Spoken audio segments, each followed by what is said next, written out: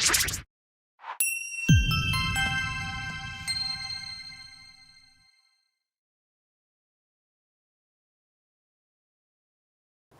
adik-adik, salam Kuiper. Masih bersama saya Sylvia Budiman. Pada video kali ini kita akan membahas latihan soal keseluruhan tentang tata nama senyawa biner, baik itu senyawa kovalen maupun senyawa ionik ya. Oke, sebelum menentukan tata nama senyawa binernya ya, perhatikan ada cara super untuk membedakan apakah senyawa itu kovalen atau senyawa ionik jika diketahui nama senyawanya. Perhatikan ya, cara supernya adalah jika dia senyawa kovalen ingat ya, itu yang terbuat dari unsur non-logam dengan non-logam. Maka cirinya adalah menggunakan monoditri, ya ditri, tetra, dan sebagainya. Jadi kalau di soal itu ada mono, ditri, tetra, itu berarti senyawa kovalen ya. Oke, berikutnya senyawa ionik. Masih ingat kalau senyawa ionik itu tersusun atas unsur logam dengan non-logam. Nah, jenis logam kan ada dua, dibagi dalam dua kelompok ya. Logam golongan A dan logam golongan B. Bagaimana kita tahu cirinya senyawa itu mengandung logam golongan A atau golongan B? Gampang. Caranya adalah jika ada logam golongan A, maka nanti dia tidak pakai bilox. Tidak boleh menggunakan bilox.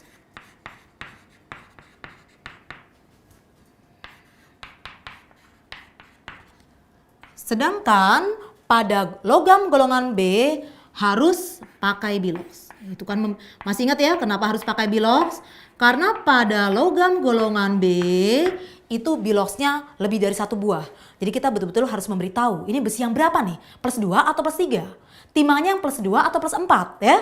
Supaya tidak bingung, oke? Langsung kita ke soal yang pertama ya. Menentukan rumus senyawa. Pertama, berilium klorida. Kamu lihat ini tidak pakai monoditri.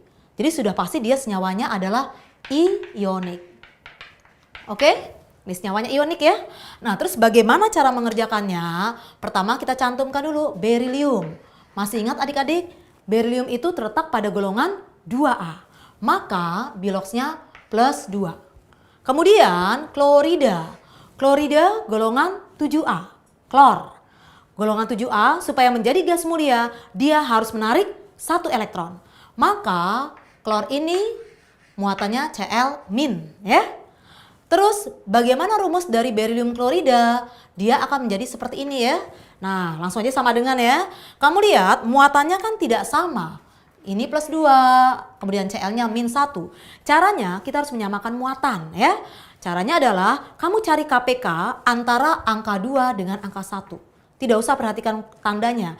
Jadi kita nggak usah lihat plus minusnya ya. KPK dari 2 dengan 1 adalah 2. Maka berilium yang dia muatannya sudah plus 2, supaya menjadi 2, cukup kita kalikan 1. Jadi seperti ini, Be. Kemudian Cl ya. Cl kan muatannya -1. Kita lihat angkanya saja deh, 1.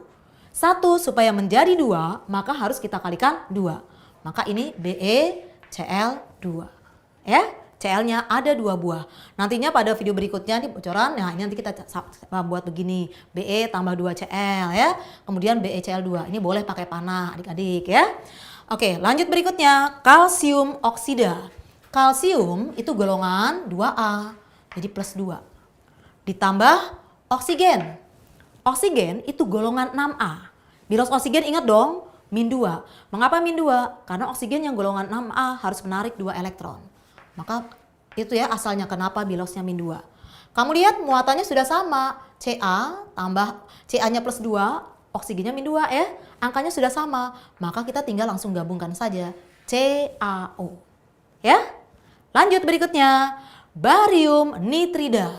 Barium Ba dia di golongan 2A. Maka muatannya plus 2. Mau digabung dengan nitrida. Nitrida dari kata nitrogen. Nitrogen itu golongan 5A. Supaya menjadi gas mulia dia harus menarik 3 elektron ya. Makanya muatannya -3. Oke? Sekarang kamu lihat KPK dari 2 dengan 3 berapa? 6 ya. Maka caranya 2 supaya menjadi 6 kalikan 3. Nah boleh kita tulis gini deh, latihan ya. 3. Kemudian N yang min 3 supaya jadi 6 kalikan 2. Sehingga nantinya kita tulis bariumnya ada berapa buah? Ada 3 buah. Kita tulis di sini BA-nya 3. Jangan di depan, tulisnya BA 3 ya. Kemudian N-nya 2. Barium nitrida. Lanjut ya. Berikutnya lagi, magnesium fluorida. Magnesium golongan 2A. Maka biloxnya plus 2. Ditambah fluor. Masih ingat? Fluor golongan 7A. Nama lainnya halogen. Fluor yang golongan 7A supaya menjadi gas mulia harus menarik 1 elektron. Maka muatannya min 1. Ingat kalau menarik min ya. Nah, karena dia masih kekurangan. Nah, F min 1. Maka nanti rumusnya jadi apa? Kamu lihat ya, KPK kelipatan persekutuan terkecil dari 2 dengan 1 adalah 2. Nah, 2 supaya menjadi 2 kali 1. Ini saya tulis satunya deh ya. Kemudian 1 supaya menjadi 2 kita kalikan 2. Sekali lagi kita tidak usah lihat muatannya dulu ya, tapi angkanya. Nah, jadi Mg-nya ada berapa buah? Mg-nya 1 buah. Kemudian F-nya berapa buah? Ada 2 buah. Kamu tulis MgF2. Magnesium fluorida rumusnya adalah MgF2. Bagaimana? Mudah ya? Ayo semangat, lanjut lagi. Berikutnya, tembaga 1 sulfida. Ayo ingat, ini pakai bilox, berarti tembaga itu golongan B. Nah, tembaga apa? Lambangnya? Tembaga lambangnya adalah Cu. Kalau golongan B enaknya biloxnya sudah diberitahu. Oh Cu-nya Cu plus 1. Nah, mau digabung berikatan dengan sulfida. Sulfida itu asalnya dari sulfur. Sulfur golongan 6A. Supaya menjadi gas mulia harus menarik 2 elektron. Berarti sulfur ini muatannya min 2. Maka nanti rumusnya jadi seperti apa? Lihat ya, ini S plus 1. Cu maksudnya Cu plus 1, S-nya min 2. KPK dari 1 dengan 2 adalah 2 ya. Maka ini yang plus 1 supaya jadi 2 kita kalikan 2. Nah Cu-nya ada 2 nanti ya. Kemudian si S yang sudah 2 supaya 2 ya kalikan 1. Sehingga rumusnya menjadi, kamu lihat Cu-nya 2. Rumusnya menjadi Cu2, S-nya 1 buah ya. Berarti Cu2S. Tembaga 1 sulfida rumusnya Cu2S. Oke, lanjut. Mangan 4 oksida. Mangan lambangnya apa? Lambangnya Mn, lambang kimianya. Mangan 4 berarti biloxnya plus 4. Ingat ya, ini menunjukkan bilox plus 4. Kemudian mau berikatan dengan oksida. Oksida itu oksigen. Ingat tadi bilox oksigen berapa? Min 2 ya. Oksigennya min 2. Nanti jadinya apa? Kita lihat KPK-nya. KPK antara plus 4 dengan min 2. Lihat angkanya aja. KPK antara 4 dengan 2 berapa? 4 ya. 4 supaya menjadi 4 kali 1. 2 supaya menjadi 4 kali 2. Berarti Mn-nya ada 1 buah ya adik-adik. Kemudian atom oksigennya ada 2. Maka rumusnya menjadi MnO2. Mangan 4 oksida. Rumusnya MnO2. Lanjut. Cupro sulfida. Nah, selain pakai bilox, logam golongan B itu kan ada yang menggunakan akhiran I atau O. Ingat akhiran O itu digunakan untuk bilox yang rendah. Tadi lihat video sebelumnya atau lihat di textbook saya, cupro itu menunjukkan Cu plus 1 ya. Biloxnya plus 1. Cu plus 1 ditambah sulfida. Sekali lagi sulfur golongan 6A.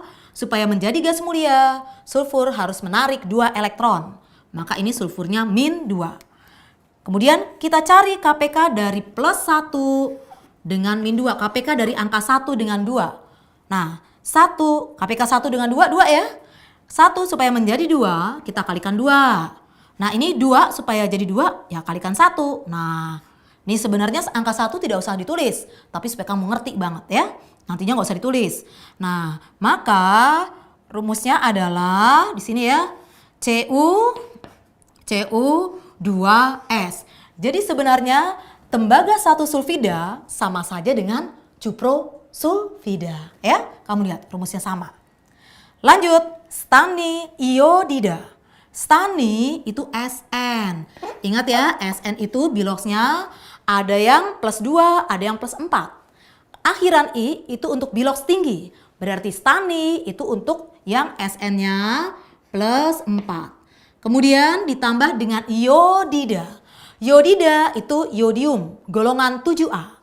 Supaya menjadi gas mulia, si iodium harus menarik 1 elektron. Maka muatannya -1. Nah, di sini I-nya -1 ya. Kemudian caranya bagaimana? Sekali lagi kita cari KPK antara 4 dengan 1. KPK-nya adalah 4 ya. Stani plus 4. Sudah 4, maka ini cukup kita kalikan 1. I yang -1, yang 1 kita sebut angkanya aja ya. Supaya menjadi 4, kita kalikan 4. Maka rumusnya menjadi Sn-nya ada 1 buah ya. Sn-nya 1, kemudian I ada 4 buah. Sn I 4. Maka stani iodida rumusnya adalah SnI 4. Bagaimana? Gampang ya? Ayo semangat terus. Berikutnya, karbon disulfida. Ada di nih, berarti dia senyawa kovalen. Ya, kalau senyawa kovalen kelihatannya lebih mudah deh. Karbon disulfida. Nah, karbonnya kok nggak pakai di-tritetra? Itu artinya karbonnya cuma 1 buah. Nah, cuma 1 buah atom C. Kemudian di itu artinya 2. Ini artinya ya.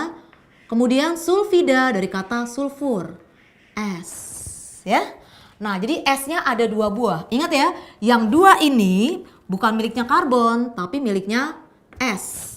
Sehingga rumusnya menjadi C-nya 1 buah, S-nya 2 buah. Karbon disulfida rumusnya CS2.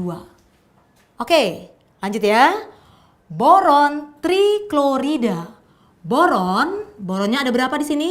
Cuma 1, karena tidak pakai monoditri, tidak pakai ditri ya. Kemudian di sini ada tri artinya 3. Klorida artinya Cl, dari klor ya. Jangan lupa yang 3 ini punyanya si Cl, bukan punyanya boron ya. Maka rumusnya menjadi boronnya 1 buah, B. Kemudian triklorida, Cl-nya ada 3 buah, jadi Cl3. Maka rumusnya menjadi BCl3 ya. BCl3 bukan artis, kalau BCl baru ya. Nah, lanjut berikutnya. Karbon tetrafluorida. Nah, karbon ini C ya.